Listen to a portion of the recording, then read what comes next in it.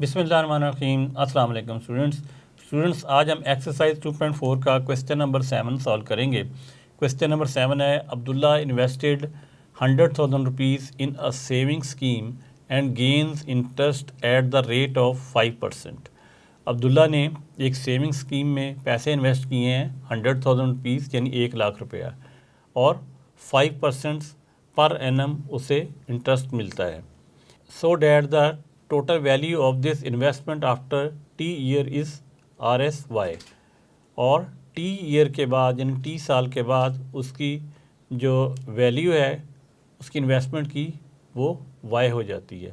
This is modelled by an equation. इसको एक equation से ज़ाहिर किया गया है। Y is equal to 100,000 into 1.05 raise to the power T, comma T greater than equal to 0। यानी उसको एक इक्वेशन के ज़रिए उन्होंने शो किया गया है कि उसको किस तरीके से वो अमाउंट मिलेगी। Find after the how many years the investment would be double.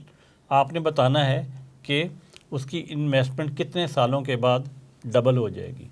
तो यहाँ पे हम लिखेंगे पहले फार्मूला जो उसने हमें दिया हुआ है वो है y इज़ इक्वल टू 100,000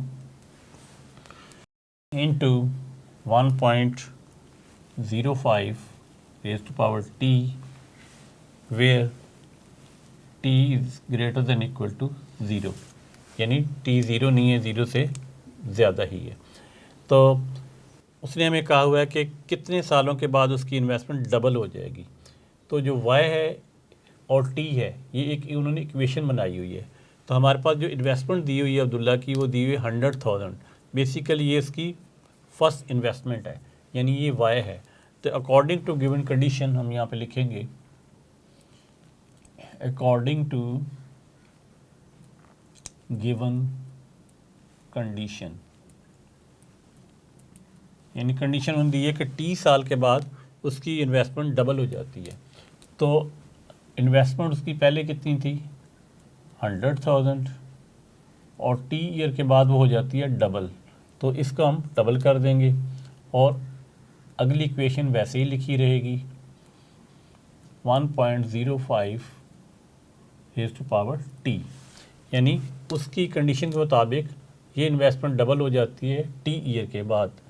तो अब हमने यहाँ पे T फाइंड करना है, तो इसको इधर मल्टीप्लाई कर देते हैं। तो ये हो जाएगा 200,000 is equal to 100,000 1.05 raise to power T।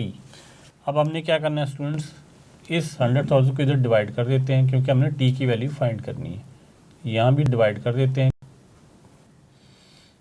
और यहाँ भी डिवाइड कर देते हैं।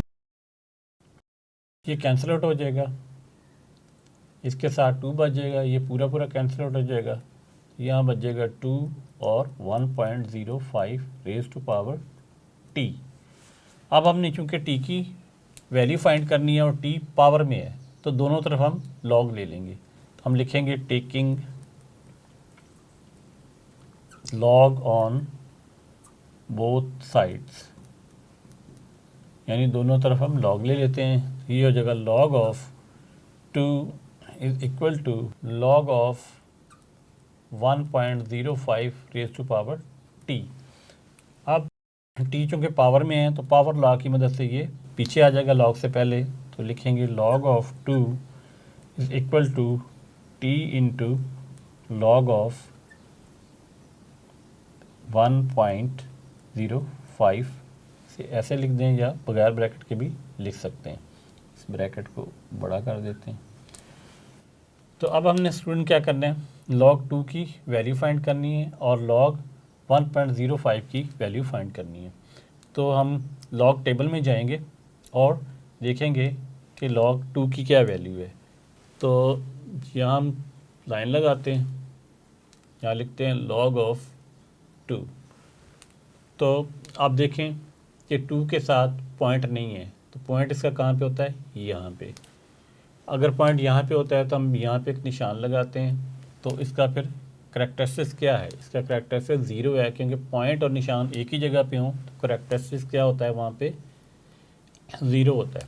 अब हमने 2 को 0 में देख रहे हैं, तो 2 तो होता नहीं लॉग टेबल में। 20 को हम क्या करेंगे, क्योंकि यहाँ पॉइंट के बाद 0 लगाया जा सकता है, तो हम 20 को 0 में देखेंगे मैंटिसा फाइंड करने के लिए। पहले लिख देते हैं मैंटिसा। लॉग टेबल में जाएंगे और हम 20 को 0 में देखेंगे। 20 को 0 में देखते हैं 0 के कॉलम में, तो वहाँ पे आता है 30 10। 30 10 को हमने मैंटिसा में पॉइंट के साथ लिखना होता है, तो हम लिखेंगे 0.3010। अब लॉग ऑफ 2 किसके इक्वल आ जाएगा, 0 प्लस 0.30110, यानी कि करैक्टरिस्टिक्स को ऐड करते हैं, लेकिन 0 ऐड करने से कोई फ़र्क नहीं पड़ेगा। तो फाइनल आंसर आ जाएगा 0.3010 लॉग ऑफ 2 का आंसर, जो कि हमने यहाँ पे लिखना है। लेकिन उससे पहले हम ये भी फाइंड कर लेते हैं लॉग ऑफ 1.05। यहाँ लाइन लगाते हैं, यहाँ लिखेंगे लॉग ऑफ 1.05। तो इसका भी करैक्टरिस्टिक्स फाइंड करना है और मैंटिसा फाइंड करना है हमने। पहले नॉन ज़ीरो नंबर के बाद यहाँ पे निशान लगाते हैं, तो पॉइंट और ये निशान दोनों सेम जगह पे हैं, जिस तरह यहाँ भी थे, तो इसका करैक्टरिस्टिक्स क्या हो जाएगा, 0। अब हमने 10 को देखना है, पहले 2 नंबरों को अगले नंबर में देखा जाता है। 10 को हमने देखना है 5 के कॉलम में लॉग के टेबल में। लॉग के टेबल में जाएंगे, 10 को देखेंगे, जो पहली एंट्री शुरू हो रही है लॉगरिथम की वो 10 से ही शुरू हो रही है। तो 10 को 5 के कॉलम में देखेंगे तो वहाँ पे आता है 0212। तो हमने इसे पॉइंट के साथ लिखना है, 0.0212। वहाँ पे आता था 0212, हमने मैंटिसा पॉइंट के साथ लिखना होता है। फाइनली आंसर होगा 1.05 is equal to 0 plus 0.0212। Add करेंगे तो आ जाएगा 0.0212।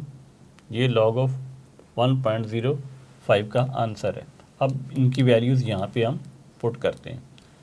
तो लॉग ऑफ 2 का आंसर क्या था, 0.3010। यहाँ पे टी पुट करेंगे और इसकी जगह क्या पुट करेंगे, इसका आंसर 0.0212। अब स्टूडेंट्स, चूँकि हमें टी की वैल्यू फाइंड करनी है, तो इसको डिवाइड कर देंगे इधर और इसे भी डिवाइड कर देंगे इधर, ताकि टी अकेला हो जाए। तो यहाँ से डिवाइड करें 0.0212, इधर भी डिवाइड करेंगे 0.0212, ये कैंसिल आउट हो गया। यहाँ पे अकेला क्या बच गया, टी। और जब कैलकुलेटर से इसे आप डिवाइड करेंगे तो आंसर आता है 14। तो इसको सीधा करके लिख लेते हैं, टी इज़ इक्वल टू 14, और टी साल था तो यहाँ पे आ जाएगा ईयर्स। तो उसकी जो अमाउंट है वो 14 ईयर्स में डबल होगी, जो उसने हमसे पूछा था। तो स्टूडेंट्स, ये था इस एक्सरसाइज का क्वेश्चन नंबर 7। नेक्स्ट लेसन में इस एक्सरसाइज का लास्ट क्वेश्चन नंबर 8 हम सॉल्व करेंगे। तब तक के लिए अल्लाह हाफिज़।